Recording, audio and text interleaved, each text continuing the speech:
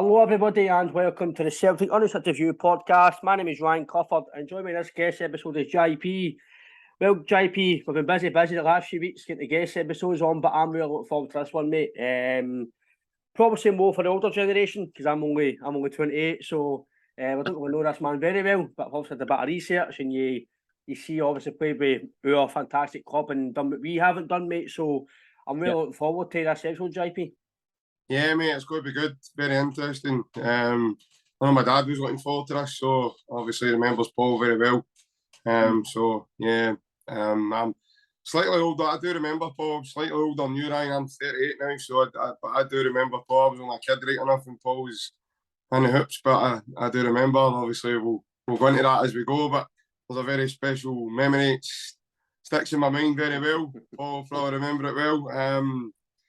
And it's always nice when you get when you score goals, but when you score a brace at the other side of the water, and it's always a bonus. So yeah, as I say, we'll go into that as we go. But yeah, cheers for coming on, Paul. I'm looking forward to it. No problem. It's a pleasure. Well, you say it's ex-Celtic player Paul Byrne, professional footballer. As I said, Paul, JP's said yourself there. We're glad to have you on, mate. It's fantastic that you agreed to do it, and I hope you're very well, mate.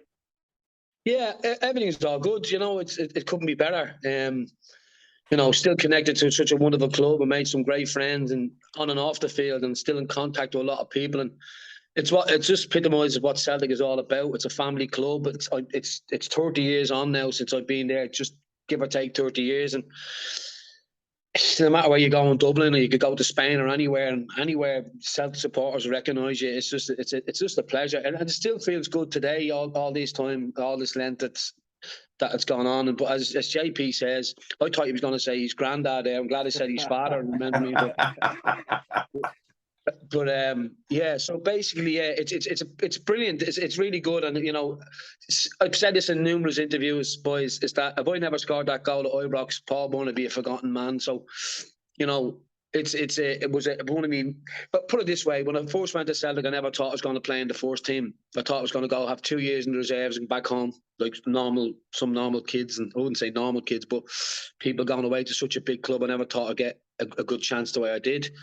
And it's just every game that I played with my life, and it was just a pure pleasure to go out like a young Dublin lad to go to Glasgow, play in front of the jungle, meeting the likes of Jimmy Johnston, having a bit of fun, people like that, you know, and then meet the players walking into a changing room, you know, at 20 years of age, and you're looking around, you got Tony Mobley, Gary Gillespie, Paul Mcstay, John Collins, Charlie Nicholas, Frank McAvenny, John Miller, people like that have won numerous trophies for Glasgow Celtic Football Club. And I was saying to myself, well, you know, but I'll give you a funny one. I was looking around the change room and I couldn't believe it was actually there. And I was looking around to say, who do I want to be like in this change room, you know?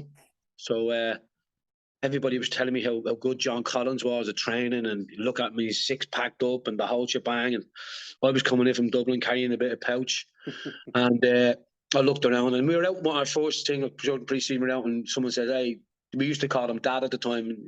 Glass of Coke, and you want a drink? I'll have a glass of Coke. I said, "Fuck that! I don't want to be like him."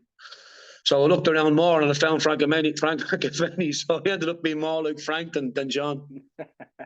like you says, Paul, you grew up in Dublin. See, when you're younger, and obviously in Glasgow, it was like you had a football and you just played football. It was barter cody, but it was mainly football. It was all your games, but you were basically on the street playing football. Was that the same in Dublin? Is that how you kind of got into playing football?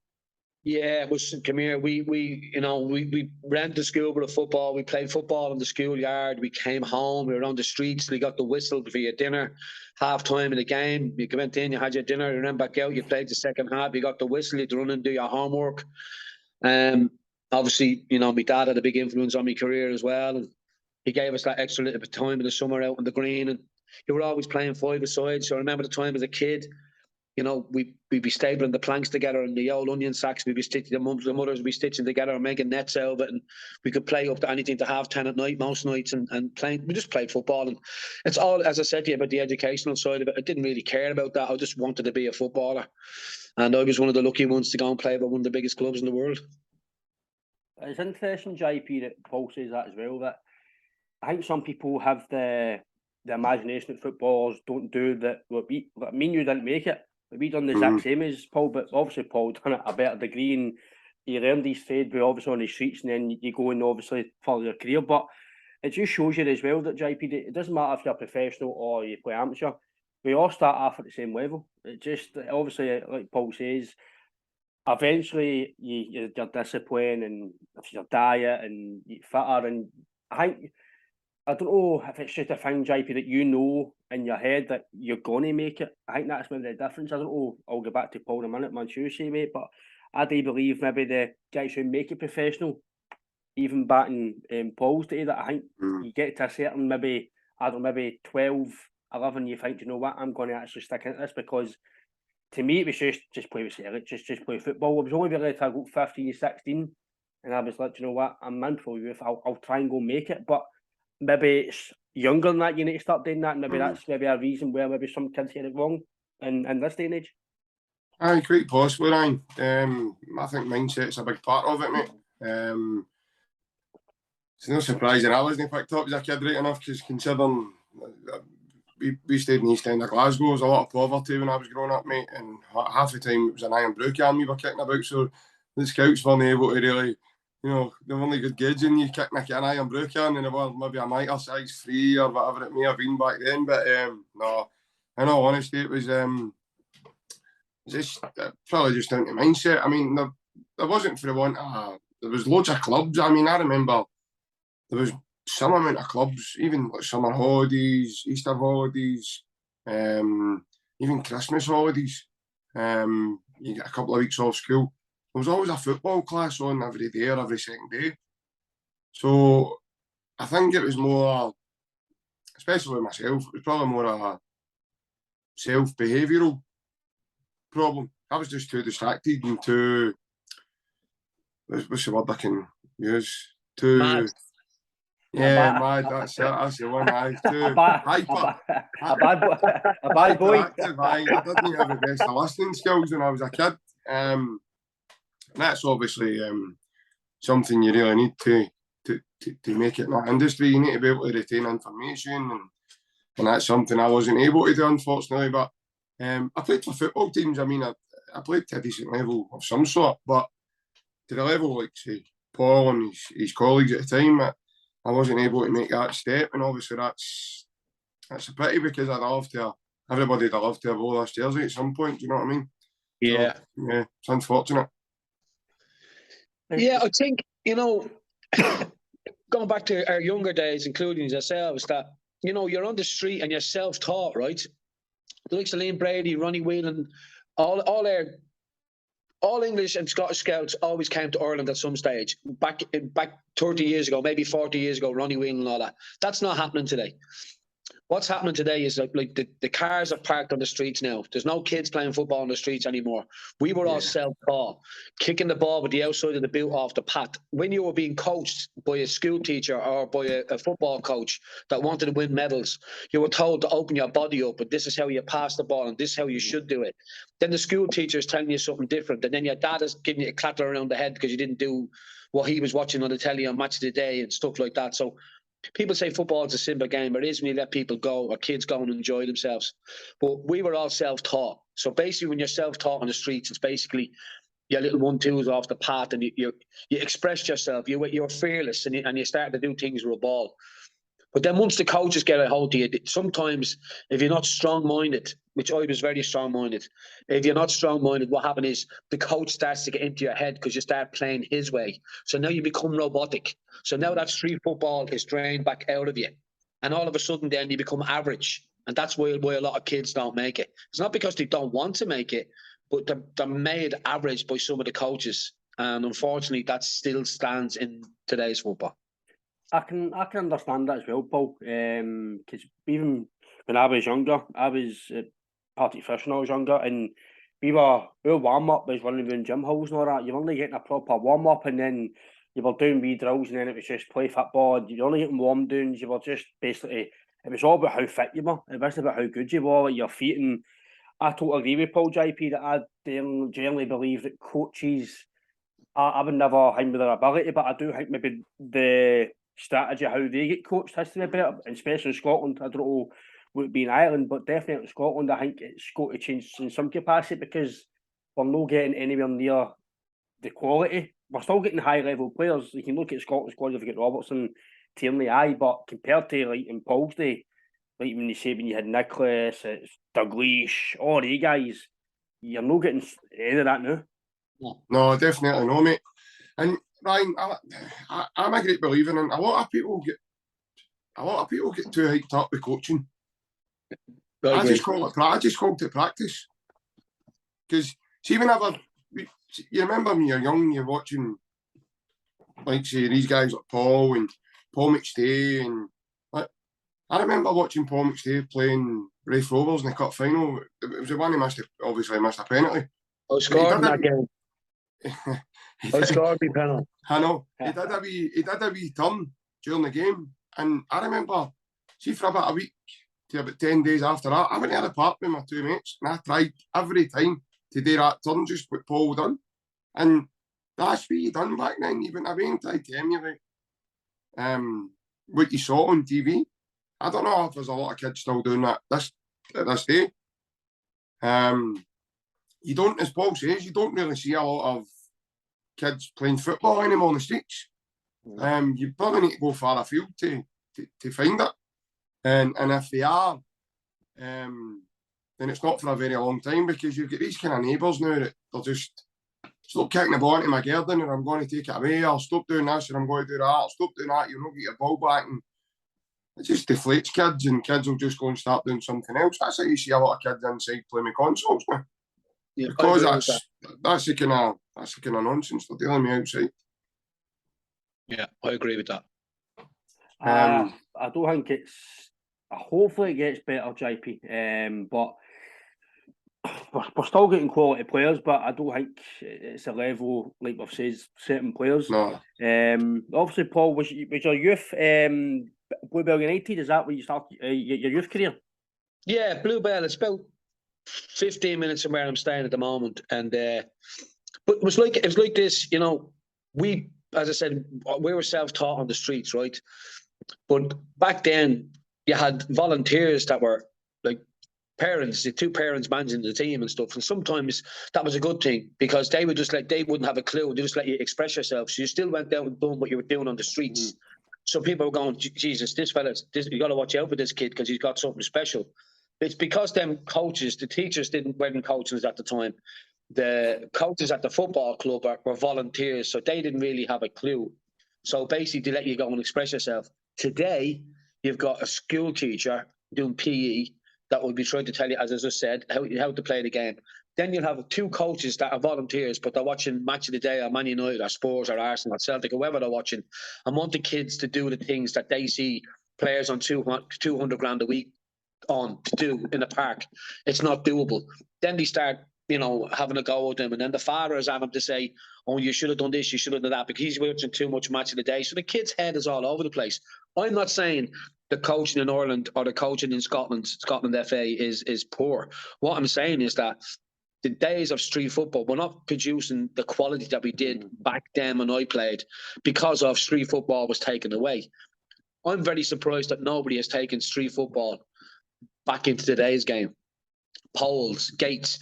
You never shoot it from a long distance to hit a pole. You had to work your way up to a little 1-2 off the wall or 1-2 off your mate. And you got close and you hit the pole. Same with a gate. You didn't shoot from 30 or 40 yards to hit a gate. You had to work your way up with a bit of skill, a bit of magic, and then you go and hit the gate. I remember years ago, you weren't allowed to kick the ball with the outside of your foot.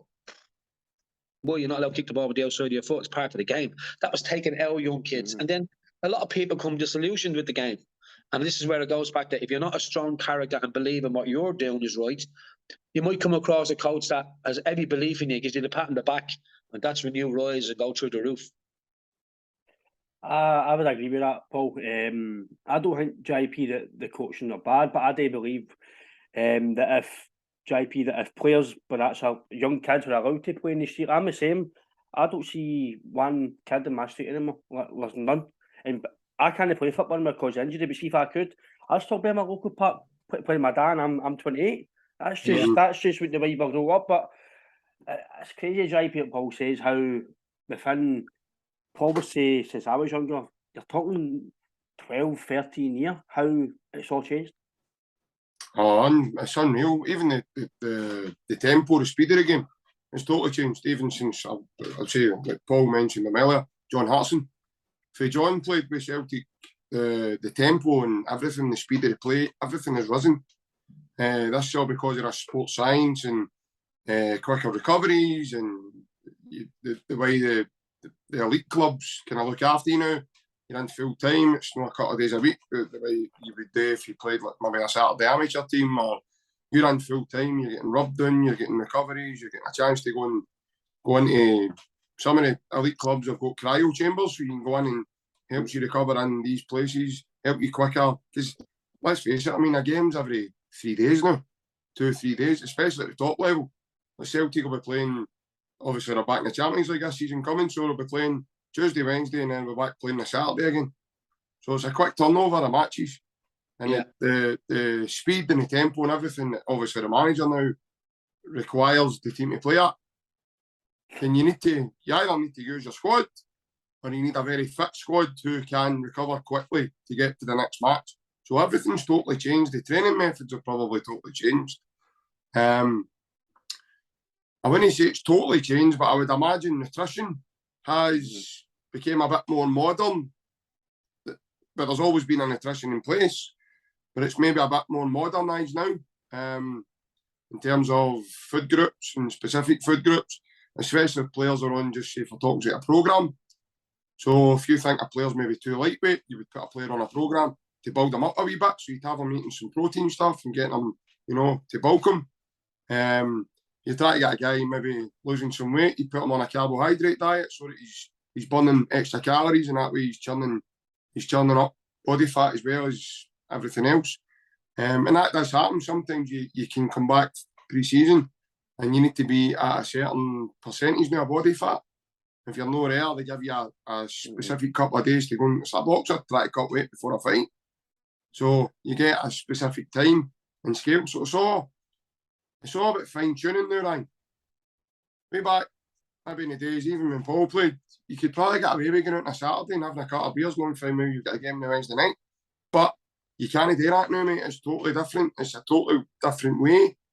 And to my understanding, that the lifestyle now has become a choice.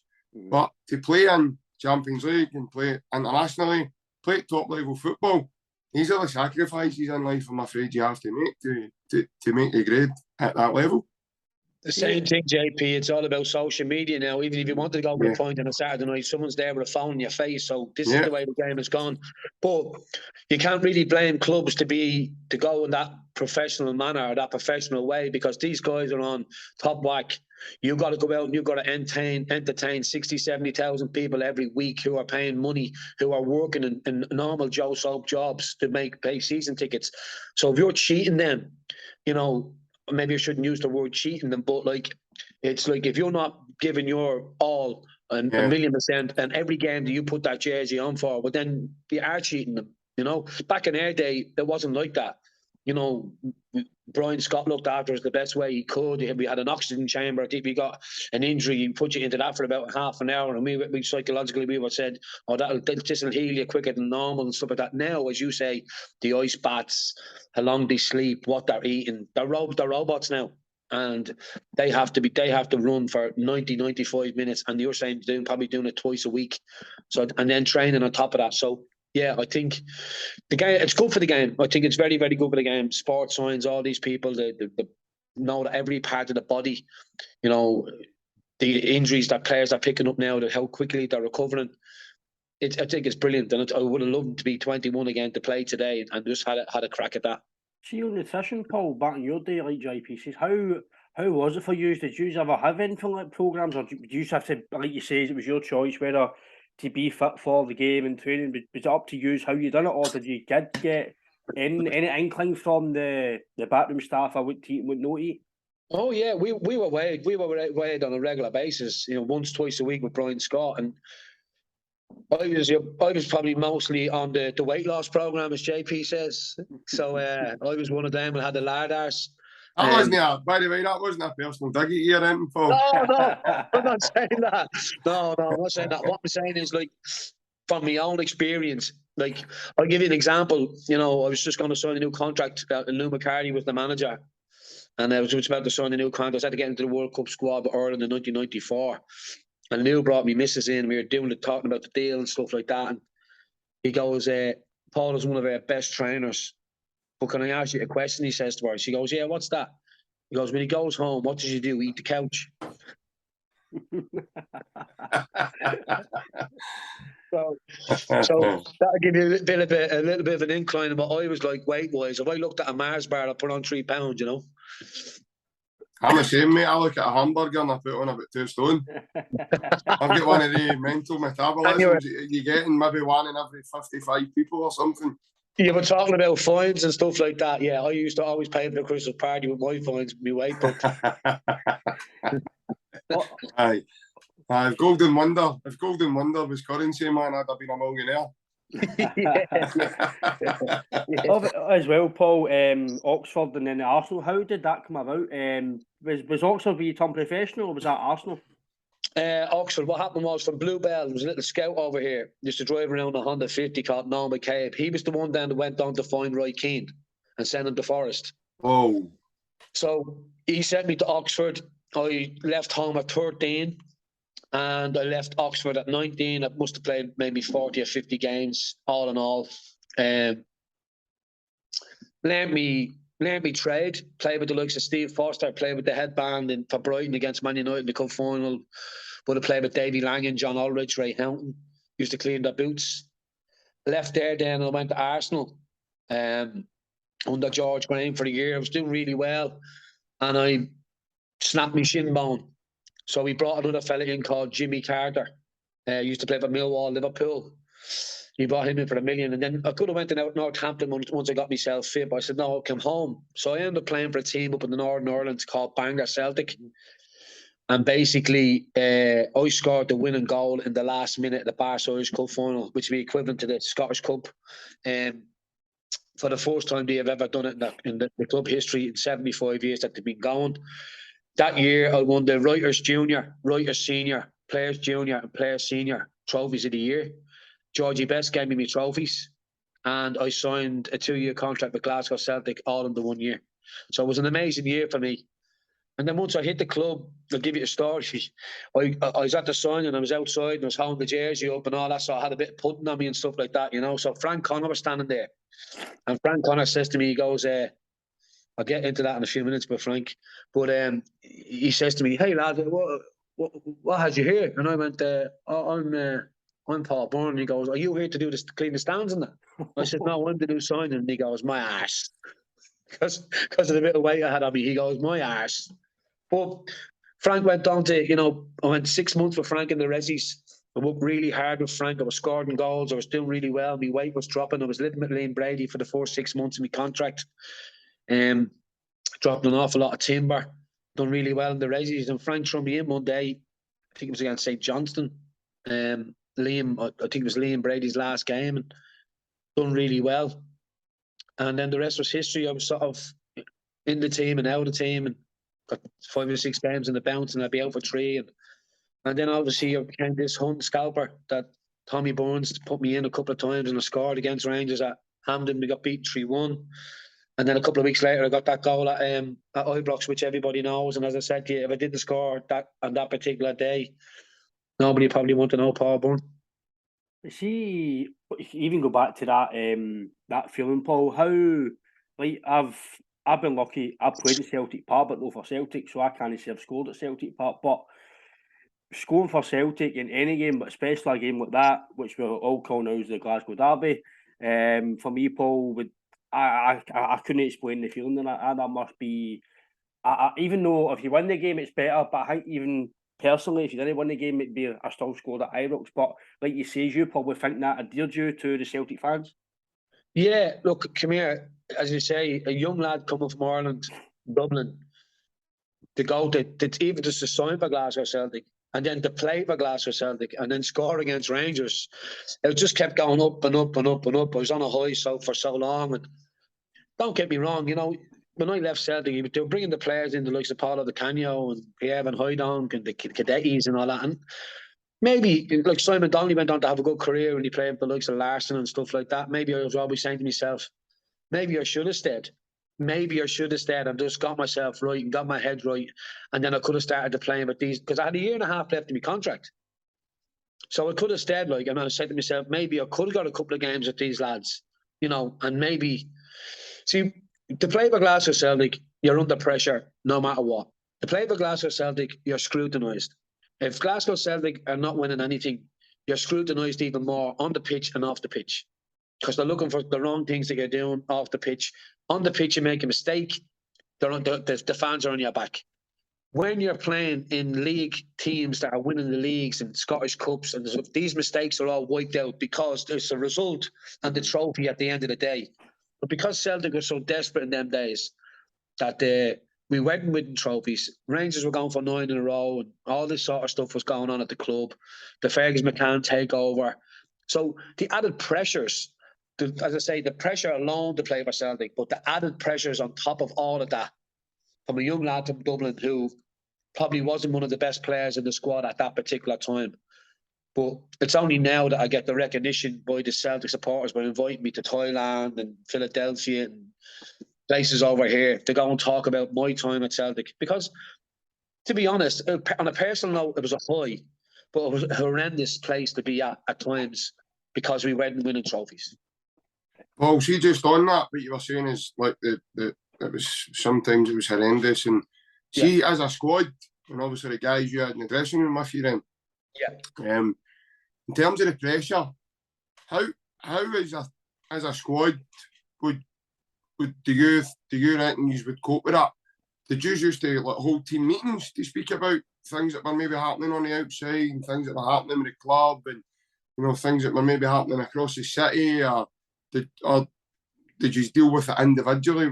What was your kind of method as a team then? We never really cared about what was going on the other side of the city. We were all in it together. But unfortunately, at that particular time, and I think a lot of the players would know this, our squad was sort of coming to an end type of thing. And we didn't really have, as I would say, super backup. You know, we were young Brian McLaughlin, myself, Stuart Gray, Simon Donnelly. You know, we'd be decent enough players. But to take the place of Frank McAvenny, Charlie Nicholas, Peter Grant, Paul Mcstay. So we didn't really have those. Now we were with these players. We were the young lads coming in, and we had a little bit of experience. But that particular time, Rangers would have had the likes of Laudrup, you know, Durant, McCoist, Gary Stevens, Trevor Stevens, English internationals. You know, we had Willie Faulkner, with Andy Payton, the people who talk about people today, about the squad that we had. You know, the worst 5 players. I think the worst 5 players was in the squad that I played in at that particular time. So the worst Celtic signings and all this. So, like, it was difficult. But as I say, on a personal note, I was on a high coming from Ireland to play for Glasgow Celtic, getting into the first team, scoring against Rangers. As a team, things weren't going right on the park. And the club was in a lot of trouble off the park. So there was a lot of pressure there. You know, as I said to you, you know, without going into too much about certain players and stuff like that, how everybody coped. But I think we all coped individually sometimes. But we had to stay together because it was Glasgow Celtic Football Club. So do you reckon if you had, like, at the time, obviously you remember with your individual memories, what do you think that would have been like now in terms of the social media side of it? Do you think that would have been worse or better? Or? I think it would probably been a lot worse. Worse. A lot worse. Because then you guys are getting to actually see what individual people are thinking about you rather than a collective. And like, if someone didn't take a shine to me on the park on a Saturday, I'd hear a shout from you know, the jungle or the main stand or the far stand going, "You Burnsy, you numpty, you're not Celtic class." Right, fair enough. But seeing today's game, you have Facebook, you have Instagram, all this, then your kids get affected, your family life gets affected. Yeah. It was okay for me to be criticised because people didn't think I was good enough for Celtic class at the time. But when you really look back, I was good enough and I was Celtic class at that time. Not in the past with all these top teams winning trophies. Yeah. Not in the last maybe 15 or 20 years with the trophies and the players that Celtic have brought in. But at that time, there was a lot of players coming towards the end of their careers. And I felt once I lost that bit of weight, I got that little bit of belief back in my game, that I had a chance to play in the first team. And I did. So as an ex-Celtic player, I just want people to know at the time it was a horrendous and a very difficult time to be a Celtic player at that particular time, and I've done the best that I could. I could have sat at Celtic Football Club for a year and a half and took the money before I went to Southend and just sat on the bench and not giving a hoots. I didn't. I walked out on that money that Celtic owed me and I went to Southend Football Club. I could have sat there. So I had a lot of pride, and I felt that I owed Celtic something for giving me that opportunity. So I felt that opportunity they gave me, I didn't want to cash in or sit on the bench or not play at all and collect. I don't know at the time, it could have been 100 grand or 150 grand off the top of my head. And I could have stayed there for that year and a half and just collected that out. The people who are going to pay season tickets and go to watch games, but I didn't. I held my hand up. I said, okay, enough's enough. Celtic are bringing in players that are going to bring this club forward. My last game would have been the semi-final of the Scottish Cup. He didn't play me in the final. I think I played 3 or 4 games of that cup. I didn't play in the final, and I knew when he didn't put me even on the bench in the final that my time was up at Celtic. I could have went back the following pre-season because I would have had another year and a half, as I said, but I didn't. So, was that just down to you as a team again could see that then the club was kind of like moving on, or what was that down to? Yeah, it was like, we got beaten in the semi, we got beaten in the final of the League Cup. I scored me penalty. Paul Mcstay missed it. If I missed, my career's over before they even started. And then we got to the final. We won. I knew in my heart that once we won that Scottish Cup that year, that was our first trophy. And the club was going to really hit its new heights. Fergus McCann's taken over. The new stadium is being built. We're at the winning our first trophy. And I felt, I'm going to be left behind there a little bit. Yeah. So I bit the bullet and left the club that I loved and still appreciate today. See, like your attitude, the way you're talking, Paul, I think that's some of the attitudes that maybe some players haven't got at the new. Like some players will stick around and I'm not going to name certain players at Celtic, but some guys who are not good enough will sit on the bench. But you've went, you know what, my time's maybe going to come here. I want to go and follow my career and play football and basically pursue my career. But like you said, you could have stayed at Celtic. Well, you know what? I'll get my whatever it is a week. Fuck the fans. But your attitude is you play for the fans. You play for the club you support. That's what it's all about. But because you've been brought into it, I think the foreigners don't see that as much. And I think I don't know if that's what you think's changing the game. But like you've been through, probably not playing a lot of foreigners. It's been a lot of Scottish guys. So like you're on it together. You're mostly Celtic fans. Yeah.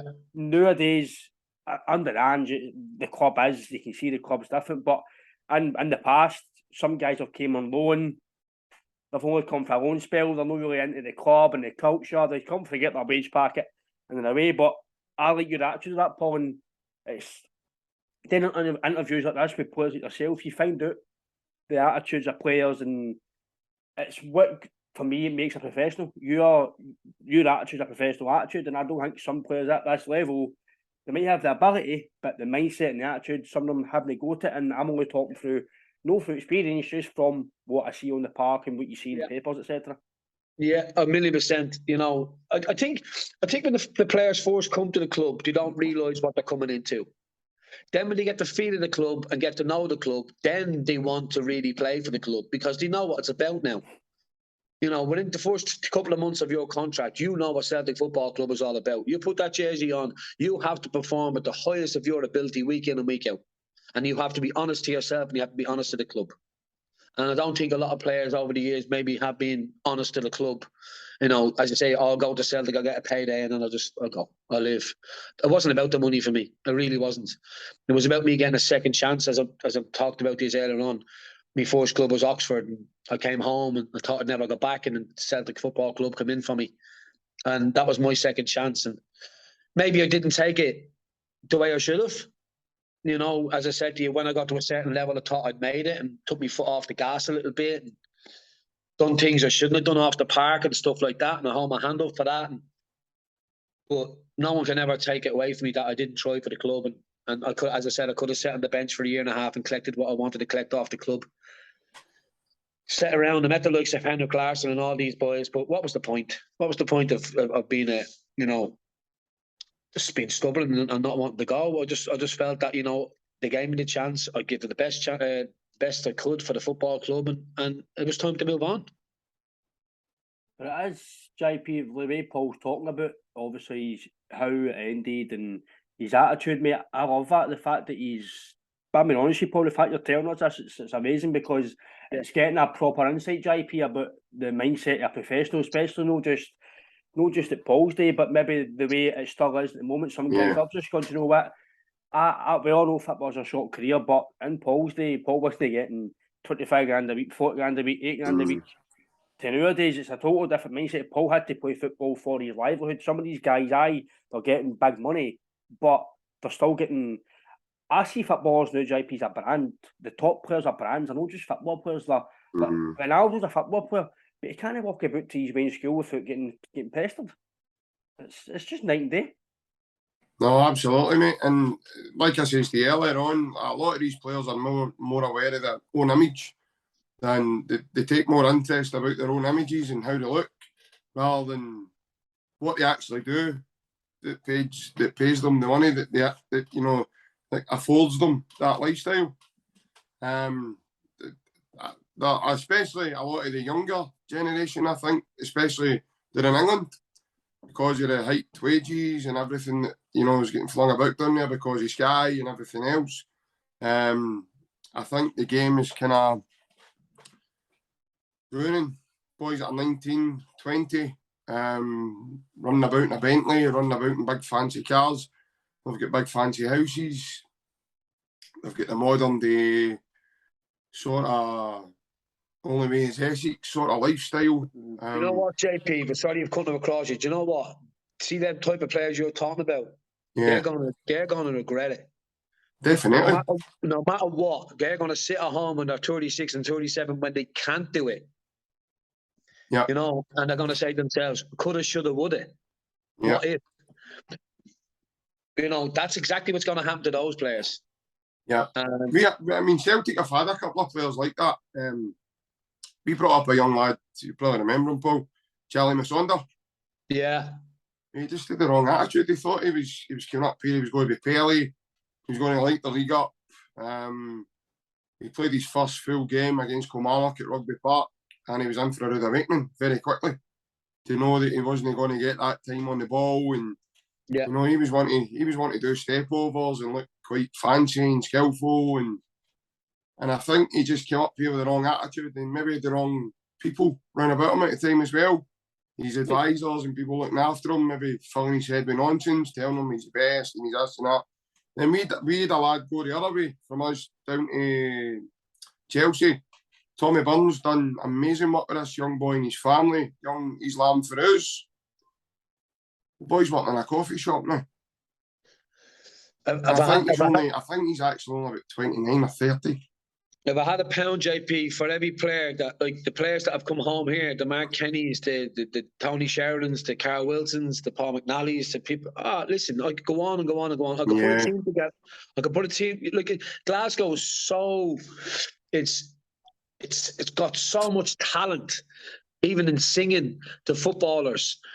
It's just a lifestyle, unfortunately, that where they're growing up and they don't really get that chance to peak before they fail. Does that make sense? Yeah. They've done a lot of shit before they've actually given themselves a chance to go to the next level. Yeah. That shit and the baggage is holding them back. Yeah. Some of these young boys are strolling into training, Paul, telling the coach, I'll just do this and I'll do that today. That's not how it works. Like you don't go in and call the coach for his nickname. Yeah, when you have a strong manager, that the first time the player comes in strolling like that, it'll be his last. Definitely. Because no matter what level you're playing at, you represent that badge. And that means if you're kicking the ball at the Phoenix Park or you're kicking it at Celtic Park, it doesn't matter to me. People just think it's about being on the football and on being on the football pitch. Being a footballer is a lot more than being a footballer than just being playing on a football pitch. Yeah. The discipline and the early nights and the right foods and what we just spoke about, what we hit on there. the club can be as professional as they want, but the player has to be more professional. Does that make sense? Yeah. Mm-hmm. To link into that professionalism of that club. If you don't fit, well, then you won't be playing. You won't be signing. You shouldn't be signing. Never mind not playing. Yeah, and you can bet bottom dollars, mate, that these are the type of players that we're going, why am I not getting a game? Why am I not playing? Why am I not doing this? Why am I not doing that? And then going away, maybe speaking to their girlfriends and, you know, their fancy hairdressers that cut their fancy haircuts and people that they go shopping with, Waitrose, shopping centres and wherever they go. And they'll be telling these people, that, you know, they'll be blaming the world to these people. Yeah. Without actually saying, do you know what? I'm not applying myself properly. I'm not doing the things I should be doing. I'm not doing all the basic things that I should be doing to give myself an opportunity and a proper chance. And guys like myself and Ryan, when we were kids, mate, growing up, that kind of lifestyle would have came easy to us. We'd have run through a brick wall to play for Celtic. Again, Paul, a bit like yourself, it's not about money. It's not nothing about that. I'd have played for Celtic for a fiver. Yeah. Well, you would have been on €4 more than me. You must have been You'd have been my pal if you only got €1 because it means you'd have enough for the pool table. You'd have had enough for the pool table for us anyway, and I'd have spent my €4 went as a juice. No, but that should be all and end all of it. It's like young kids like myself, guys of my generation, would have ran through brick walls, barn doors, a lot hurdle, any hurdle you put up, we'd have knocked them down if we had an opportunity like that. See, some of these boys that get an opportunity, in my opinion, they just throw it up against the wall. And some of them need to look in the mirror, pal. Yeah, definitely. At themselves. You can go around blaming everyone else, you know. There's reasons why you don't make it. And all you got to do is take that big mirror in front of you and go, what could I have done better? Or what, if you're still in that situation, what can I do better? Yeah. What could I have changed? Exactly. You know, but you can't dig deep when you're finished, you can't dig too deep into something like that because you beat yourself up and you fall into depression or mental health. Because I coulda, shoulda, woulda, all that sort of stuff comes into your head. I'm talking about young kids now who at clubs like this have a chance to change their lives. Yeah. You know, play 5 decent seasons at Celtic or somewhere else or wherever it is, can change their lives forever. Yeah. You know, so... I'm just so glad the two kids, Jota and Carter Vickers, have decided to pen long-term contracts for us now. Yeah. They've come up here last season, they saw the fans, they're loved, they're shouting their name. The grass isn't green on the other side, Paul. Sometimes when you make that jump and you go, and then eventually you go, what the fuck did I do that for, man? I was loved up there and look what's happened. And then that club maybe go a step further and go to the next level, maybe getting through the group stages of the Champions League next season, or, you know, one step, maybe winning a treble again, maybe doing this. And then you're sitting there watching all the headlines coming on Sky, watching the transfer window, and players are going there and you're going, oh, they've signed him, or he's signed a new contract, oh, I could have been part. And you think to yourself, I could have been part of that. Why did I jump? Well, the reason why... grass isn't green on the other side either. Well, the reason why they jump, JP, is for money, number one, right? That's one of the main reasons they jump, is for money. And they say any different, the lawyers, because they're at the biggest club in the world, 80,000 at Parkhead, people shouting your name every week. You're in Champions League, you know, 9 times out of 10. You're loved by supporters. After you're loved by supporters, you can become a club legend. Club legend at Celtic Football Club can make money for the rest of his life, going around all around the world. Like players are still doing today. They're still jumping on the back of you know, things that they did when they were at Celtic Football Club because people want to hear their stories. And good luck to them. I'm not saying it's a brilliant thing. I've done some of them myself. You meet some wonderful people and it's great. But one of the main reasons is money, JP, and it turns a lot of people's heads, unfortunately. And how many players have jumped ship for Celtic for money and became average in the clubs that they went to? Yeah, definitely. You know, I think we were thinking the guy was going to be like a god tier. And he's kind of jumped ship. He's been away a full season. He's going into his second season now. And in my opinion, things haven't went too well for him at the moment. And that was Odsonne Edouard. He was magic up here. Really good. He's went to Crystal Palace. And in terms of tail end of last season, he wasn't really getting on the bench. He was, he wasn't making a lot of the teams. There was guys like Christian Benteke getting played before him. In my opinion, Christian Benteke wouldn't get a game of 5 or 6 with half the lads I know just now. Yeah. I just don't. And again, he's another player that's went for big fees, and but he don't care anymore. You see, he's got 50 million in the bank. He don't care, mate. It's the players who have the money in the bank that are still hungry. Is the players that you want. Yeah. That's unfortunately the way the game has gone. The game's gone great for everybody. On as we spoke about earlier on about how they're treated and looked after and all that. But we have to say, and it's a horrible thing to say, when the players come off the pitch, and say, I watch the Premiership, and you can look at some of the players and by them that they're on maybe 40, 50, 60, 70, 100 grand a week. And they couldn't give two flying fucks if they win, lose, or draw that match. So just go home, as you say, get into their car and go home and don't give a fuck. Yeah. And then if you don't play, they want away. That's the way the game has gone, Pat. I agree, Paul. Definitely. Yeah, and any sort of criticism at all, they don't know how to take it. They can't understand it. They're away crying to their girlfriends, family, blaming everybody else apart from themselves again. Yeah. I agree with you. Lad. Yeah. Well, obviously, Celtic as well, Paul, like you mentioned, some players like Mowbray, McAvenny, Paul Mcstay. How was it being in a dressing room with him? It must have been amazing training with him, and obviously the banter must have been flying about, especially McAvenny and guys like that in the dressing room. Yeah, look, come here. As I said, I had to pinch myself some days when I went in there that I was in there with the same lads and having a bit of crack. And Peter Grant was funny, very good to me. Paul Mcstay, very good to me.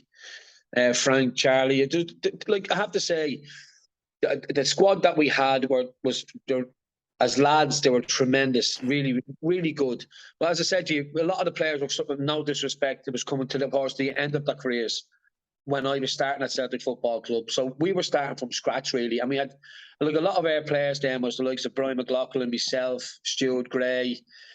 We even had Chris Hay playing and stuff like that. And no disrespect to these lads, but this is the sort of squad that we thought I had to play with at that particular time. Mm-hmm. And the club was going through such a bad time at the time. As I said, a lot of these players probably couldn't cope with the added pressure, and became ordinary. And the Celtic fans don't accept for ordinary. Celtic fans, they'll accept that you'll try for so long, and then, they want success. And they want the players put on the pitch that's going to bring them success because they deserve it, and it's the way the club deserves to be. But unfortunately, some of us fell away the wayside, because we weren't good enough. Basically, people say, "Oh, but you're good enough to come to the club." Yes, but to maintain and sustain the consistency that you should have to play for such a big club. Yeah.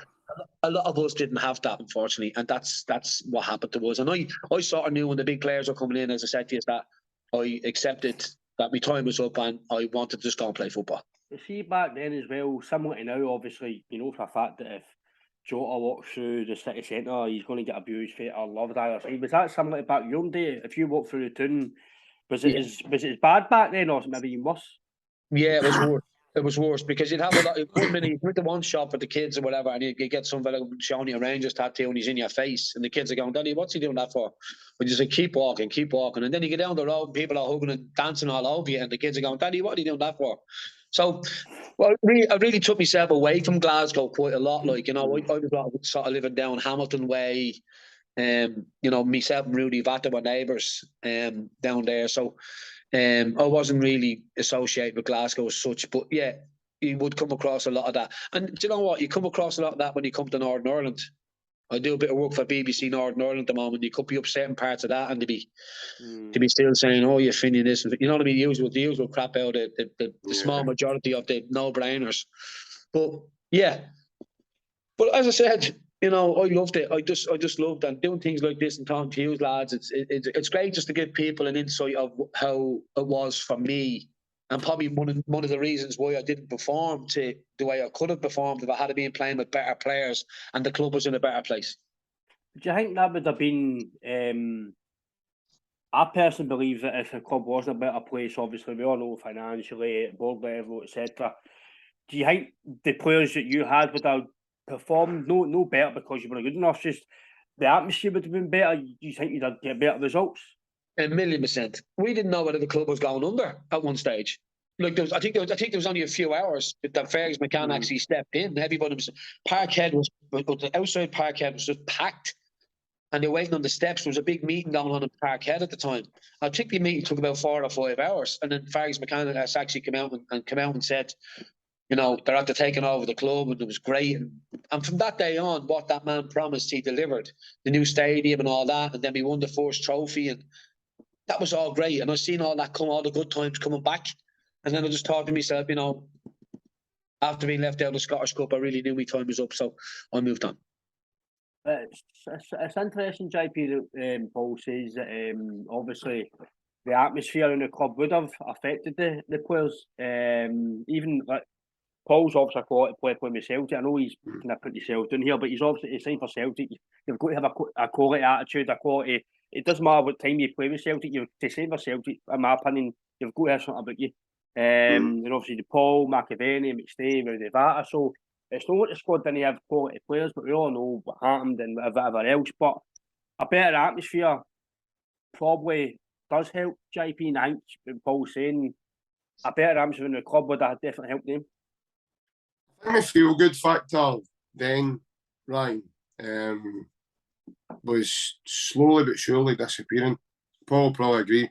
In terms of the way the club was being run upstairs, you had the Kelly brothers, and calling me what I've heard, what I've read, and what I remember my dad telling me, they were taking the club for granted. The club wasn't being run the way Celtic. The worldwide, mate.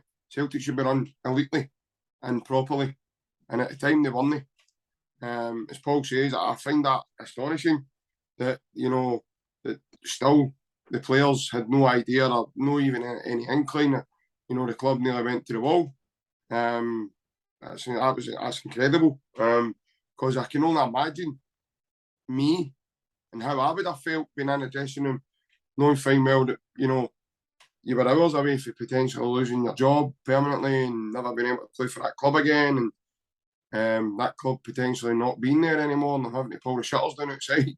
Because way back then, mate, I don't remember things like administration and things there wasn't people coming in to help you get out your debt. It was you either paid your debts, you didn't, and we pull your shutters down and you close for business. So there wasn't this kind of help you get now, and you get so long to then come up with a plan to how you get out the mess that you've managed to get yourself into. So that must have been really hard, Brian, to then try and churn out performances on the pitch as well as dealing with all that aftermath as well. And as Paul says, they didn't have social media way back then. Can you imagine what that would have been like if social media was there? They'd have been getting into training going like, no again, man. No again. You're flicking through your phone, and that would have been absolute carnage. And like I says, the club at the time wasn't being looked after. And you can see that. That's how things started to go the way they were going, I think. Yeah, you can see that performance. You can see the performances on the pitch dropping. The lads were afraid of making mistakes and stuff like that, and we were getting beaten by Partick Thistle and teams like that, 3-1 at home and at Hampden, and it was just so soul destroying that we're like that, And from a selfish point of view, the only thing I came away from Celtic Football Club with was a runners-up medal. And the club that I was signing for was winning trophies over the years that I would have remembered Celtic to beat the band, Scottish Cups and leagues. And so I'm going to Scotland to win trophies. And then I fell into this hole. And the club was in such a bad state at the time. And it was a great time for me to be at such a wonderful club, but it was such a tragic time for everybody involved in around that at that time. Probably the sheer timing of it, Paul, was the one that kills most, because had it not have been run the way it was running, and it had been running a bit smoother for you guys, I firmly believe that things wouldn't have went as bad as what it was. Yeah, I feel if I had stayed there for the season after they won the Scottish Cup, I think I probably would have had a chance. I think I would have turned Tommy's head, because he already knew what I could do, against Rangers and stuff like that. So I just think if I found that little bit more consistency in my game, looked after myself a little better, I probably would have had a chance to play like Simon Donnelly did. See, the last bit of Celtic, Paul, how was the Rangers games? How was the atmosphere, the build up to it? Is that, I know we play Champions League games, European games, cup finals, but is that the game that the full build up, it's different from any other game? Yeah, but at that particular time, I was fearless because I was playing. I'd always grown up as a kid and grown and coming through my professionalism in my early stages of my career. I always had confidence. I was as I said, I was very strong-minded, and I always had confidence and belief in my own ability. So no matter how bad an English coach tried to put me down, I'd always bounce back to do something that make him shut up a little bit. So I always had that little bit of belief in me. I'll just regret walking away at the time I did, but I was happy to move on and not just like sit on the bench and, as I said, collect my money from the club. I think for me, Paul, I think obviously I didn't see you play because of my age, but by all accounts, I've watched the. You got YouTube. I've watched the YouTube, and my dad's told me about you and stuff, and the way your attitude is just talking to us, mate. I think you're like anybody I've spoken to play with Celtic or been at any level. I think professional players tend to always put themselves down a bit, and I think the fact you played in my club, mate, I can't say that about you because you played in my club and you've done what I done today. So and you've pushed or scored against the dark side. So it's been it's something you never get took away from you. And obviously once you left Celtic, Paul, I played with Ireland and you obviously went to America as well. How did you feel your career went after Celtic? Well, how does anybody else's career go after Celtic? It just got your career goes downhill, pal. Maybe not the ones who are on the 40 and 60 grand a week nowadays. I don't give a shit. But when you leave a club like Celtic, there's only one place you are. Even though you might have a steady career and earn a few bob on the way down, but there's only one place you are going is down. You know, these people that think they're going to leave Celtic Football Club and go up, well, I think they'll lose. You know. Yeah, there's only one I can think of, mate. Henrik. Yeah, well, look, come here. He's like Jimmy Johnston and Dalglish and Henrik. They're all special. These are special. These come along. These come along every. I don't know. You're lucky if you get one every 10, 15 years. If you're lucky. Yeah. And this is why these guys were so special. That could go on and play for Celtic Football Club and go on to play for Liverpool and Barcelona's. And Jimmy could have played for anybody. Jimmy Johnston could have played for any team in the world at that particular time, but he chose to stay at Celtic, and that's the man that he showed he was. Well, my dad still stipulates to this day, Paul, the best club team he ever saw was the Lions, mate. His best, the two best football teams he ever seen was the 1970 Brazil team and the Lisbon Lions. He said the two teams were formidable. Yeah, but they had a bit of everything. They'd skill, they'd passion, they had hard men, good tacklers, ball winners, they'd leaders. Yeah. Everything that a team needs, they had at that particular time. And you're very, very lucky to get a team, with leaders and all that sort of stuff, and smart, skillful and tacklers to gel together. And, thank God they won that European Cup, and we're all here today to still talk about it. The pioneers of everything that the club represents at the moment. Yeah, 1,000,000%, and they should never be forgotten. I don't think they ever will be forgotten. And there's players after them that think they're legends, but I don't think you're going to find another legend like them guys. No, definitely. Yeah, there's legends like I.E. Larson's. For me, Scott Brown's a legend, but you've got the guys, which like JP says, are the pinnacle in the club. I know, Paul, that currently what you're doing at the moment you want to speak about, obviously regarding mental health in football and that side, which I think would be, for me anyway, I think it's very interesting to listen to, because I think it does need help. I know you're dealing with it in Ireland, but I think especially in any part of football, especially in the UK, Ireland, etc., I think it is a big thing that he's looked at more. Yeah, people don't realise when a young kid goes away, all he wants to be is a professional footballer. It happens, and then boom, it's taken away from him. And then we've got nothing there to help them kids. As I said to you, they don't go from being such a good player to there's something gone wrong in those 2 years. And we get a full report off the clubs to give us a full report why he hasn't made it. And he might put in that report, you know, he's fond of drink, or he's found a gambling problem or whatever. Now, the club might give him time to stay there to try and help him. But when you're an Irish kid, then you're not wanted at a club in England, the first place you want to do is come home. Mm-hmm. So we're setting up a thing over here called Second Chances, where it gives the young kids a second chance to come home. If they have any issues or problems, we get them the professional help. And why do you get them the professional help? We're still training and coaching them in the background and finding them clubs, whether it's in Ireland, England, Scotland, Iceland, America, wherever. They might come disillusioned with the game completely. So they haven't done their school work. So we will now get them back into school to do their exams so they can move on a different career path. And it's something I'm passionate about, and I really, really, really hope that people open the doors and open their eyes to this, because it's going to help so many young kids. I think JP's a fantastic thing Paul's doing. I think it's something that needs done. I don't think it's especially mental health that comes to men in football. I don't think just because guys are getting, I know we are giving them a bit of jip because they're not playing well, etc. But outside of that, us as fans, we don't know what goes behind closed doors, and this is why Paul's doing. It's a fantastic thing, because we could be slapped, just i.e. Jota.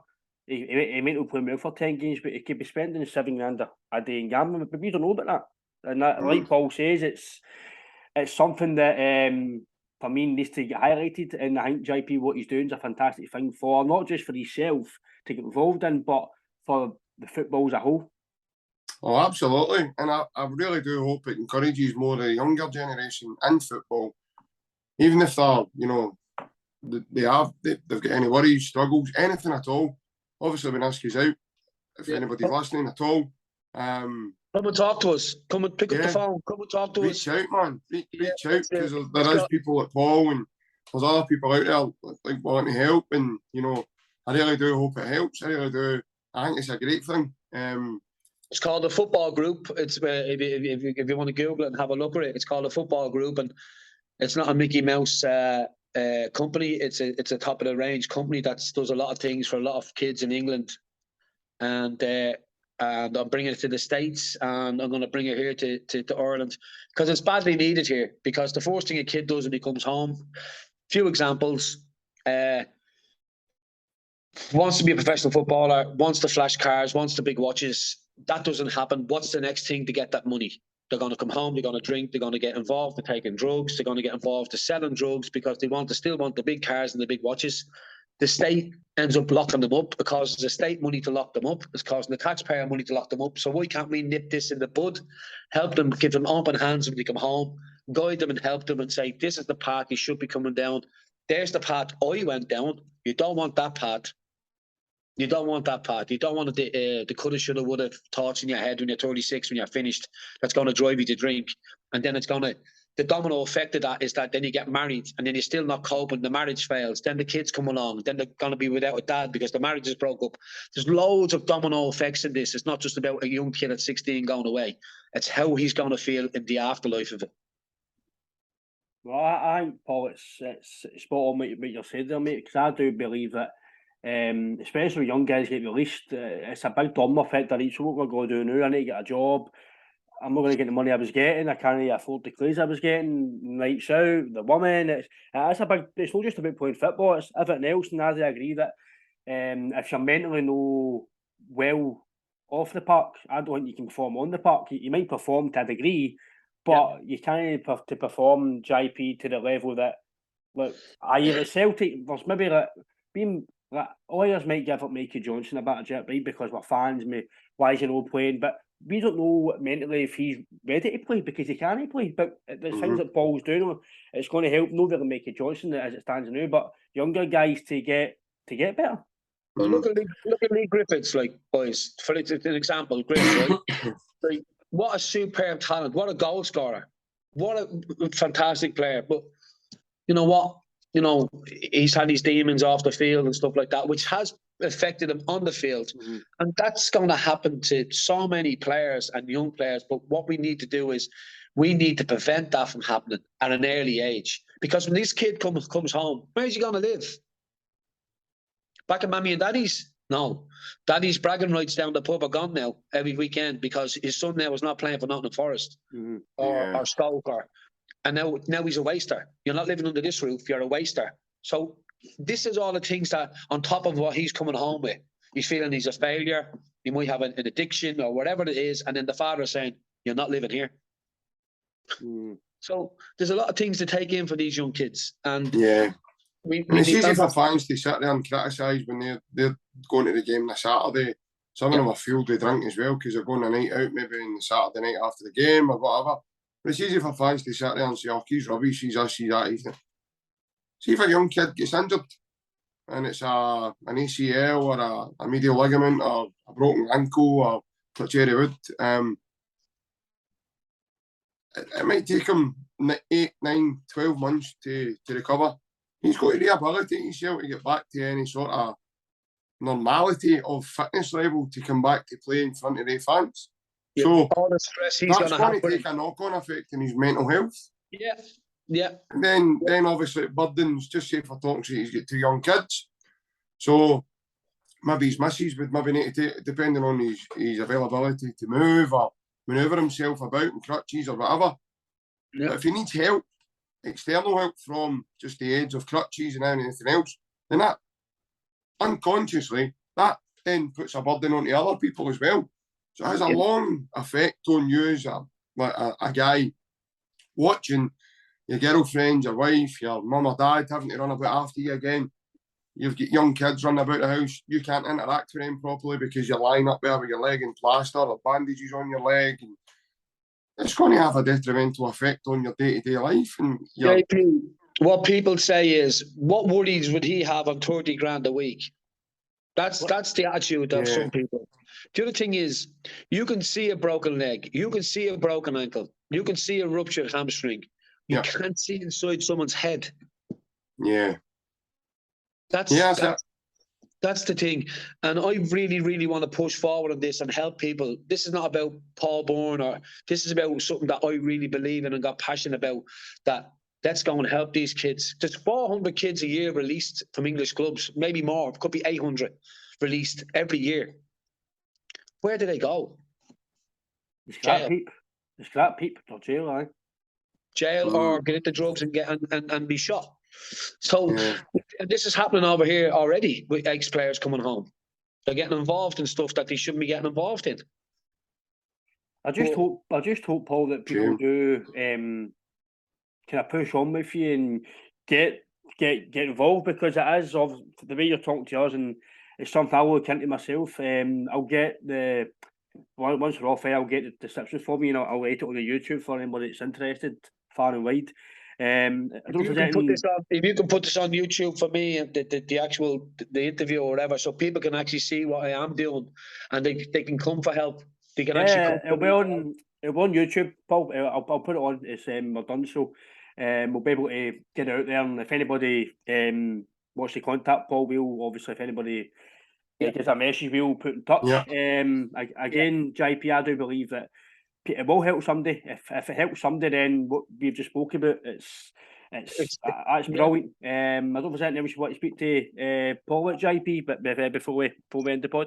No, that was it, man. It's been a total pleasure sitting here having a chat with a guy who's done what we've not managed to do and played in the hoops, and it's been great that he's been able to come on, be so honest and open with us and tell us what life is like on and off the park.